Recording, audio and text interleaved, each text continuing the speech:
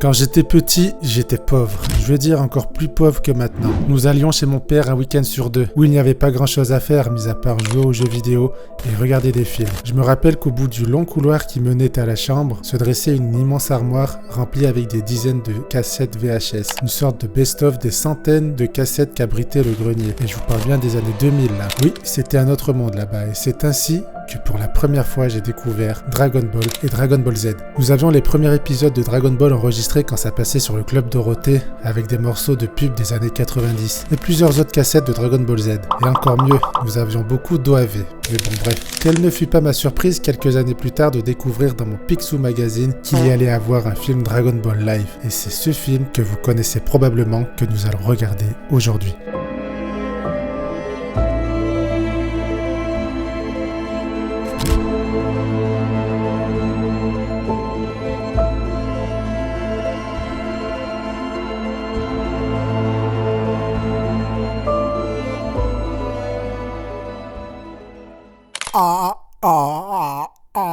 Le film s'ouvre sur Sangoku et oh là, regardez-moi ce sourire là, déjà ça commence. Vous savez à quoi vous attendre rien qu'à partir de là.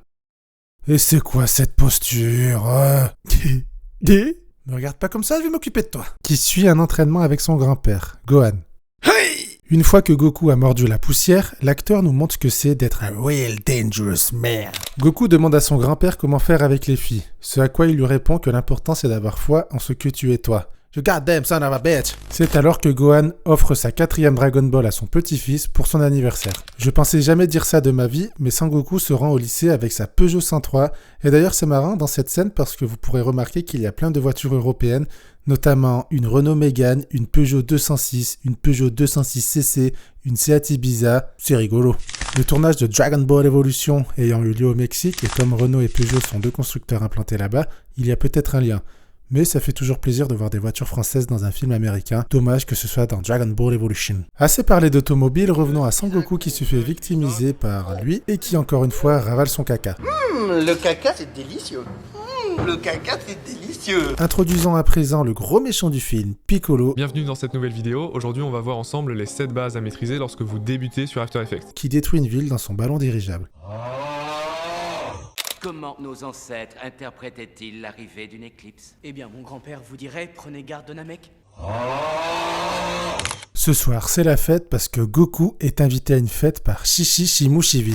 Un doigt d'honneur à la culture asiatique. Goku, je nous ai fait des pâtes de poulet. Oh, je n'ai pas pu trouver des langues d'hirondelle. Mais tu vas voir comme les pigeons sont dodus.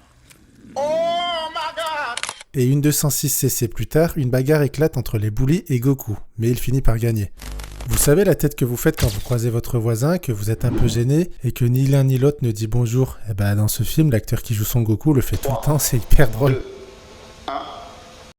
Mais bordel, enfoiré de cul. Bref, Piccolo vient détruire la maison du grand-père dans une scène qui mériterait l'Oscar du meilleur tracteur pour le vieux qui joue Son Gohan. Allez les canailles, c'est le moment de partir.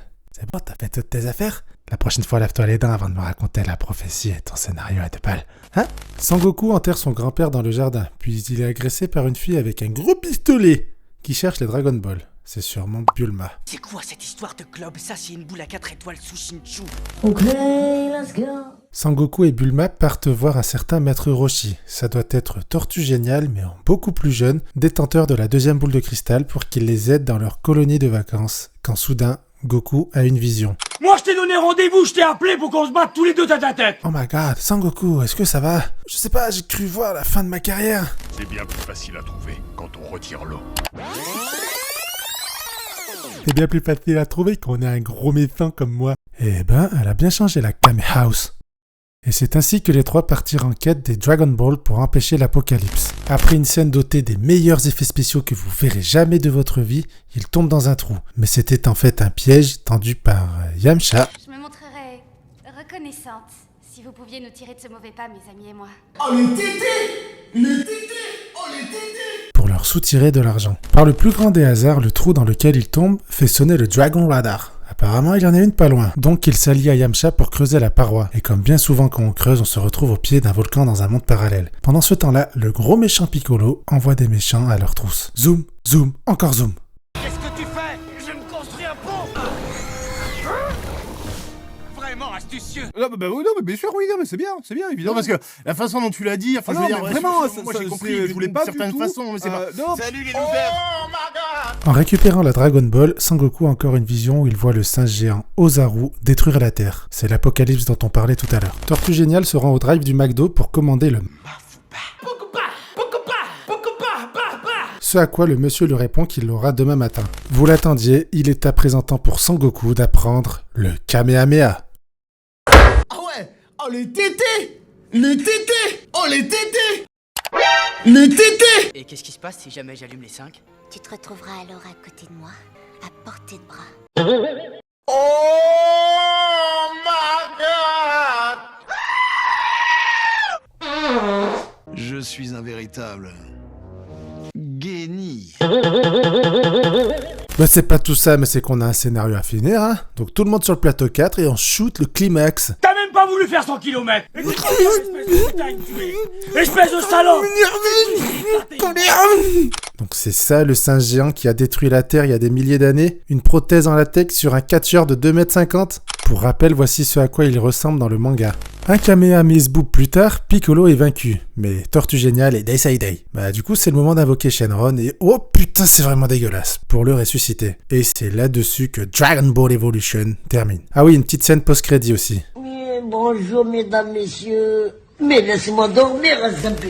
Contre toute attente, Dragon Ball Evolution est une énorme bouse. Les effets spéciaux sont dégueulasses. Un scénario vraiment cliché qui ferait pâlir de jalousie les meilleures intelligences artificielles de la plateforme de streaming en ligne Netflix. Notons également les bruitages et le son en général qui mériteraient une vidéo à part entière, tellement que c'est amusant. Difficile d'adapter en film live action Dragon Ball, légende parmi les légendes. Et c'est bel et bien raté ici. Cependant, si vous aimez les films nuls, vous allez vraiment y trouver votre compte.